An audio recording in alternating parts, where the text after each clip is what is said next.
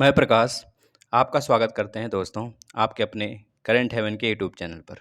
दोस्तों आज है 30 जून 2021 से जितने भी इम्पोर्टेंट करंट अफेयर के क्वेश्चन बने हैं उसके साथ हम लोग डिस्कस करेंगे स्टैटिक जीके और रिलेटेड फैक्ट।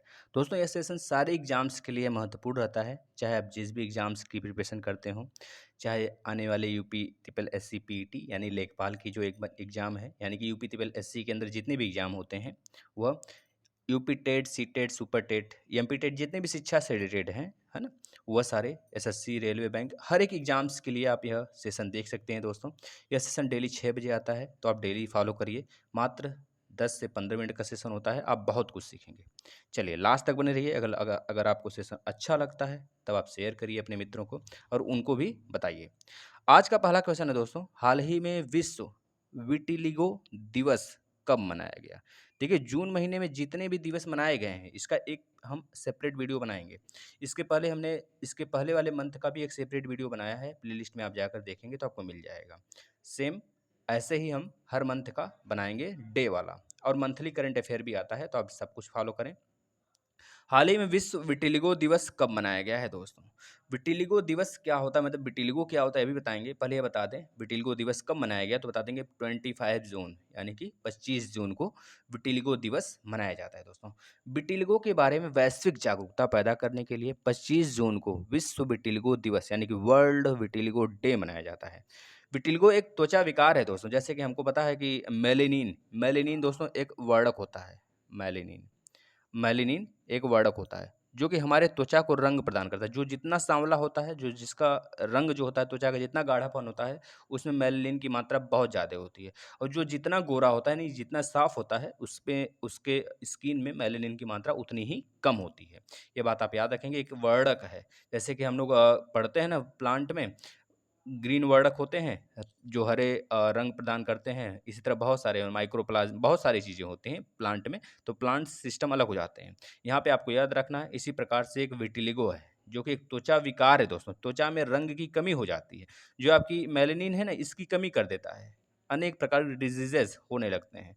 कैंसर होने के बहुत ज़्यादा आपके बढ़ जाते हैं चांस, है ना? कैंसर बहुत जल्दी हो सकते हैं इसकी कमी से। जिसमें मेलानिन की मात्रा ज़्यादा है, वह उसकी त्वचा बिल्कुल भी कह लीजिए कि बिल्कुल स्ट्रांग मानी जाती है। उस पे कोई भी बाहर जो यूवी रेज़ वगैरह आते हैं, उसका कम इफ़ेक्ट पड़ता है। लेकिन जो जितना साफ़ है, जिसका रंग जितना भी गोरा है, उसमें मतलब कह लीजिए कि यूवी से होने वाले हानियाँ हैं, उसमें ज़्यादा होंगी। ये चीज़ें आप याद रखेंगे दोस्तों। यही होता है विटिलिगो, मतलब त्वचा विकार एक तरह से, है ना? तो याद रखेंगे दोस्तों, यह 25 जून 2011 से मनाया जाना स्टार्ट हुआ था। ये बात भी आप याद रख सकते हैं। चलते हैं नेक्स्ट प्रश्न की तरफ। हाल ही में आधिकारिक ओलंपिक थीम सॉन्ग लक्ष्य तेरा सामने किसने गाया है दोस्तों? यह अभी हाल ही में आपको पता है ओलंपिक होने वाला है, टोक्यो ओलंपिक। कब दोस्तों? 2021 में। 2021 में टोक्यो ओलंपिक होने वाला है। 2024 में दोस्तों फ्रांस में ओलंपिक होगा आपका, और 2028 में कनाडा और यूएसए में होने वाला है। इसके बाद 2032 में अपने प्यारे देश इंडिया में होने वाला है। ये बात याद रखेंगे दोस्तों। लक्ष्य तेरा सामने बहुत बेहतरीन सॉन्ग है दोस्तों, एक बार सुनिएगा। और हमने इसे सुना है। तो यह किसने गाया है, आप यह बता देंगे तो बता देंगे दोस्तों, ये किसने गाया है? बी यानी कि मोहित चौहान जी ने गाया है दोस्तों। ये बात याद रखेंगे। अब देखिए ओलंपिक से जितने भी फैक्ट्स हैं सब बताएंगे। पहले आपको थोड़ी सी चीज़ें बता देते हैं ओलंपिक के बारे में, है ना? अब ये चीज़ देख लीजिए दोस्तों, भारतीय ओलंपिक संघ के अध्यक्ष कौन है इस समय? अगर आपसे पूछा जाता है तो बताएंगे दोस्तों नारायण रामचंद्रन, है ना? याद रखेंगे। अगर पूछा जाता है भारतीय ओलंपिक संघ की स्थापना कब हुई थी, तो बता देंगे 1927 में हुआ था। दोस्तों अगर बोला जाए भारत में खेल मंत्री कौन है, क्योंकि बेहतरीन क्वेश्चन यहाँ से बन सकता है, तो बता देंगे किरण रिजिजू इस समय प्रेजेंट टाइम में आपके खेल मंत्री हैं दोस्तों। उनके पास खेल मंत्रालय है। ये बात याद रखेंगे। अब यहाँ पे ओलंपिक की बात हुआ है तो ओलंपिक के बारे में आपको सब कुछ बताते हैं हम आपको, देखिएगा, सुनिए ध्यान से इसको। दोस्तों अगर बात करें प्राचीन ओलंपिक कब से स्टार्ट हुआ था, तो बता देंगे 776 ईसा पूर्व से स्टार्ट हुआ, तो वह नहीं पूछा जाता है। लेकिन आपसे पूछा जाता है कि आधुनिक ओलंपिक प्रतियोगिता कब से प्रारंभ हुई थी, तो बता देंगे 1896 से हुआ था दोस्तों, है ना? लेकिन अगर पूछा जाता है अंतर्राष्ट्रीय ओलंपिक समिति की स्थापना कब हुआ था, तो बता देंगे 1894। दोस्तों प्रतियोगिता का प्रारंभ 1896 से और स्थापना 1894 ईस्वी में, ये चीज़ याद रखेंगे। अगर आपसे पूछा जाता है दोस्तों कि यह किस स्थान पर स्टार्ट हुआ था, तो बता देंगे सखोन, जो कि एक स्विट्जरलैंड में जगह है, यहीं पर स्टार्ट हुआ था। इस समय अगर पूछा जाता है कि वर्तमान ओलंपिक संघ का मुख्यालय कहाँ पर है, तो बता देंगे लुसाने। लुसाने दोस्तों कहाँ पर पड़ता है? स्विट्जरलैंड में। कहाँ पड़ता है दोस्तों? स्विट्ज़रलैंड में। ये बात याद रखेंगे क्योंकि यहाँ से हमेशा प्रश्न बने हैं।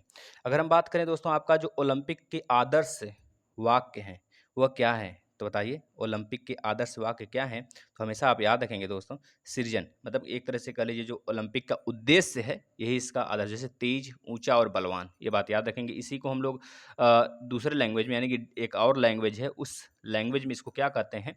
सीटीएस, अल्टीएस और फोर्टियस इसे लैटिन लैंग्वेज में दोस्तों याद रखिएगा लैटिन लैंग्वेज में सीटीएस अल्टीएस और फोर्टियस कहते हैं इसी को अपने भाषा में हिंदी भाषा में तेज ऊंचा और बलवान कहते हैं दोस्तों याद रखेंगे जो ये आदर्श वाक्य मिला था दोस्तों कब मिला था भारत को तो बता देंगे 1897 में फादर डिडोन द्वारा यह रचना किया गया था दोस्तों फादर डिडोन द्वारा दोस्तों अगर बात करें ओलंपिक का ध्वज जो फहराया जाता है ओलंपिक ध्वज वो कब से स्टार्ट हुआ था उसका सृजन कब किया गया था तो बता देंगे दोस्तों 1913 में लेकिन विधिवत रूप से उसे पहली बार कब फहराया गया था तो पेरिस ओलंपिक में दोस्तों ये 1914 में फहराया गया था ये चीज़ याद रखेंगे दोस्तों अगर बात करें इसमें चक्र होता है ना 5 ऐसे रिंग बने होते हैं ये पांचों जो है दोस्तों ना क्या दिखाते हैं तो बता देंगे ये पांचों जो है दोस्तों ये आपके कॉन्टिनेंट्स को दिखाते हैं जैसे कि बात करें इसमें 5 रंग भी होते हैं जैसे नीला रंग नीला चक्र जो होता है यूरोप को दिखाता है पीला चक्र एशिया को काला चक्र अफ्रीका को हरा चक्र ऑस्ट्रेलिया को और लाल चक्र उत्तरी एवं दक्षिणी अमेरिका को दिखाता है दोस्तों इतनी बातें आप याद रख सकते हैं अगर बात करें दोस्तों ओलंपिक खेलों में शपथ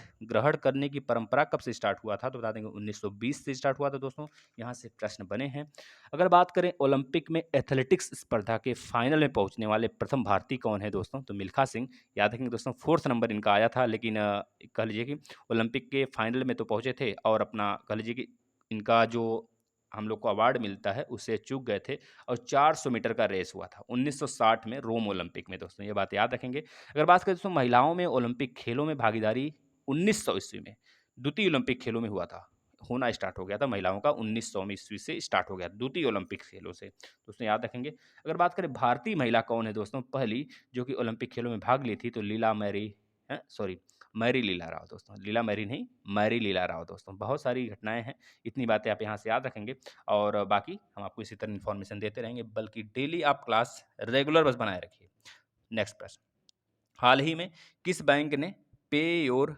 कॉन्टैक्ट सेवा शुरू किया है दोस्तों पे योर कॉन्टैक्ट सेवा किस बैंक ने शुरू किया है तो बता देंगे दोस्तों यह कोटक महिंद्रा बैंक ने शुरू किया है दोस्तों अब कोटक महिंद्रा बैंक ने शुरू किया है दोस्तों तो कोटक महिंद्रा के बारे में आपको बताते हैं थोड़ा सा कुछ अब देखिए कोटक महिंद्रा बैंक की स्थापना कब हुआ था 2003 में हुआ था कोटक महिंद्रा बैंक का मुख्यालय दोस्तों मुंबई महाराष्ट्र में है कोटक महिंद्रा बैंक के एमडी और सीईओ उदय कोटक हैं दोस्तों नाम से ही पता चल जाएगा कोटक महिंद्रा बैंक की जो टैग लाइन है दोस्तों लेट्स मेक मनी सिंपल 2003 में स्थापना हेडक्वार्टर मुंबई महाराष्ट्र में और लेट्स मेक मनी सिंपल यह इसका हेड लाइन है दोस्तों मतलब कि इसका आदर्श वाक्य है नेक्स्ट हाल ही में 2021 में किस कंपनी ने राष्ट्र निर्माताओं के बीच भारत के सर्वश्रेष्ठ नियोक्ताओं की मान्यता प्राप्त की है दोस्तों तो बता देंगे यह कंपनी है Maharatna company NTPC National Thermal Power Corporation दोस्तों याद रखेंगे इन्होंने दोस्तों कह लीजिए कि जितने भी भारत में सर्वश्रेष्ठ कंपनियां हैं उसमें दोस्तों इन्होंने इस बार पिछले साल इन्होंने 47वें स्थान प्राप्त किया था इस बार दोस्तों इन्होंने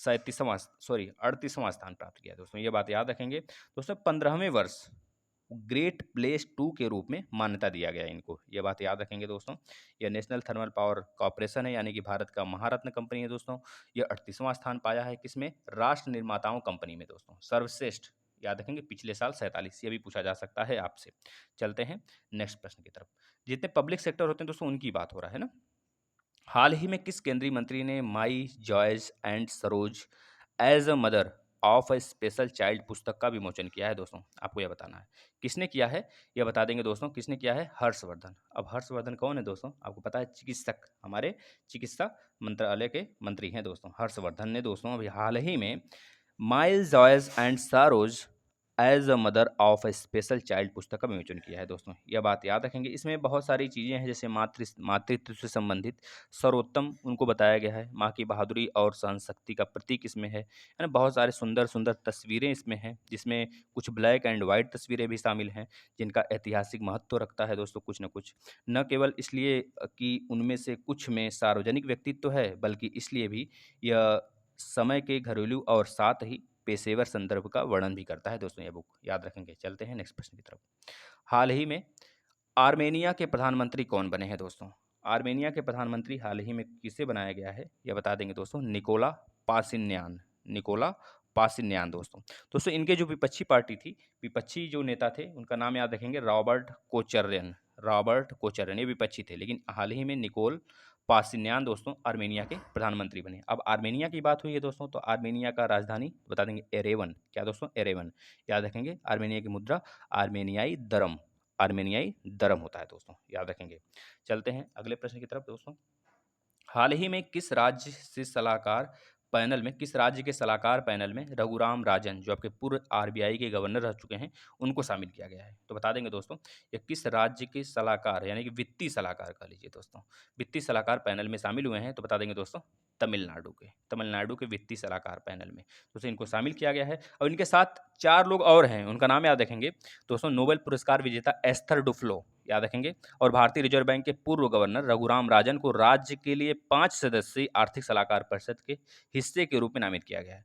परिषद के जो अन्य सदस्य हैं, जैसे पूर्व मुख्य आर्थिक सलाहकार अरविंद सुब्रमण्यम हैं, विकास अर्थशास्त्री ज्या द्रेज हैं, और पूर्व केंद्रीय वित्त सचिव एस नारायण, यानी कि ये 5 लोग हैं दोस्तों, याद रखेंगे।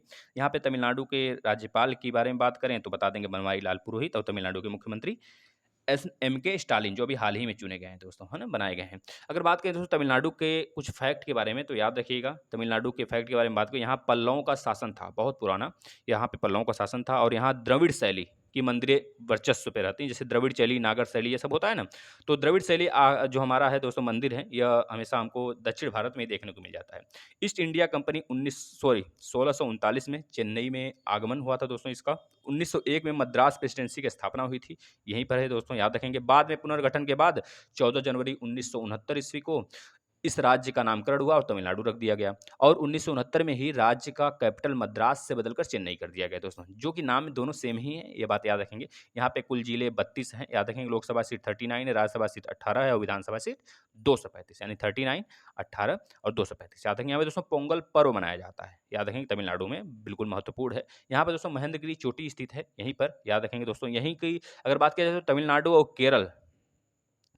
केरल और आपका कर्नाटक, ये आपका जो नीलगिरी पर्वत श्रेणी है दोस्तों, यह कर दीजिए तीनों में फैला हुआ है, नीलगिरी पर्वत श्रेणी दोस्तों यहाँ की ऊंची चोटी भी है, बता देंगे दोद्दा बेट्टा, याद रखेंगे दोस्तों।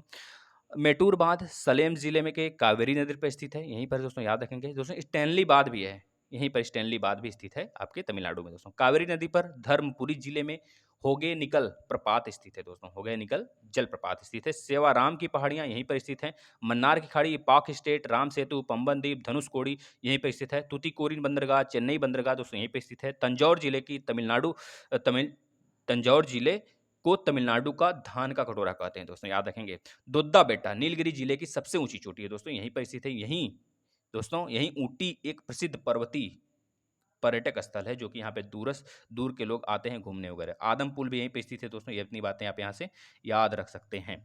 चलते हैं नेक्स्ट प्रश्न की तरफ। हाल ही में किस राज्य के मुख्यमंत्री ने कोविड-19 के अनाथ बच्चों की शिक्षा और स्वास्थ्य के लिए आशीर्वाद का शुभारंभ किया है दोस्तों? तो बता देंगे दोस्तों, ये करने वाले उड़ीसा के मुख्यमंत्री कौन है? गणेशी लाल जी, याद रखेंगे दोस्तों, है ना। यहाँ पे उड़ीसा के बारे में बात हुआ है, तो उड़ीसा के बारे में जितना आपको बताया गया है पिछली वीडियो में, आप जरूर से जरूर बताएंगे दोस्तों। हम एक आपको फैक्ट देते हैं। उड़ीसा में स्थित है दोस्तों गोकुर, जिसे हम बोलते हैं लैगून लेक, चिल्का, जो कि पूरे भारत की सबसे बड़ी लैगून लेक है खारे पानी की। अगर सबसे ऊंची लेक की बात करें, खारे पानी की सबसे ऊंची लेक कहाँ पर स्थित है? बता देंगे लद्दाख में, उसका नाम है पेंगोंग, जहाँ पे अभी तानातनी देखने को मिल रहा है हमें चीन के साथ। अगर बात करें सबसे बड़ा खारे पानी की झील केवल, तो बताएंगे सांभर लेक, जो कि राजस्थान में स्थित है दोस्तों। इतनी बातें आप यहाँ से याद रख सकते हैं। चलते हैं अगले प्रश्न की तरफ एंड लास्ट। हाल ही में बैंक इंश्योरेंस के लिए एसबीआई जनरल इंश्योरेंस और किस बैंक ने समझौता किया है दोस्तों? जो इंश्योरेंस बैंक के लिए एसबीआई जनरल इंश्योरेंस के साथ किस बैंक का समझौता हुआ है दोस्तों? तो बता देंगे आईडीएफसी फर्स्ट बैंक के साथ समझौता हुआ है दोस्तों। अब हम यहाँ पे सारी चीज़ें आपको बताते हैं। आईडीएफसी फर्स्ट बैंक की स्थापना कब हुआ था? 2018 में। आईडीएफसी फर्स्ट बैंक के एमडी और सीईओ कौन है? V Vaidyanathan. IDFC First Bank का मुख्यालय मुंबई महाराष्ट्र में है। एसबीआई जनरल इंश्योरेंस के एमडी और सीईओ कौन है दोस्तों? क्योंकि एसबीआई के बारे में बात हुआ है, तो एमडी और सीईओ कौन है इंश्योरेंस बैंक के? तो बता देंगे प्रकाश चंद्रन कंडपाल दोस्तों, याद रखेंगे। एसबीआई जनरल इंश्योरेंस का मुख्यालय मुंबई महाराष्ट्र में है दोस्तों। एसबीआई जनरल इंश्योरेंस की टैगलाइन क्या है? सुरक्षा और भरोसा दोस्तों, सुरक्षा और भरोसा दोनों, ये बात याद रखेंगे। चलते हैं कल के क्वेश्चन की तरफ। हाल ही में अंतर्राष्ट्रीय विधवा दिवस कब मनाया गया दोस्तों? तो बता देंगे 23 जून को हर साल अंतर्राष्ट्रीय विधवा दिवस मनाया जाता है दोस्तों। आज का क्वेश्चन अपडेट, हाल ही में एशिया पैसिफिक क्षेत्र के प्रौद्योगिकी क्षेत्रों में कौन सा भारतीय शहर शीर्ष स्थान पर है, आपको बताना है। दोस्तों वीडियो सेशन अगर आपको अच्छा लगता है, क्योंकि ये सेशन सारे एग्जाम्स के लिए महत्वपूर्ण है, तो आप डेली इस सेशन को देखिए, फॉलो करिए और आपको बेहद यहाँ से बहुत सारी चीज़ें सीखने को मिलेंगी और आपका एग्जाम भी क्लियर होगा दोस्तों, है ना। चलिए धन्यवाद मित्रों।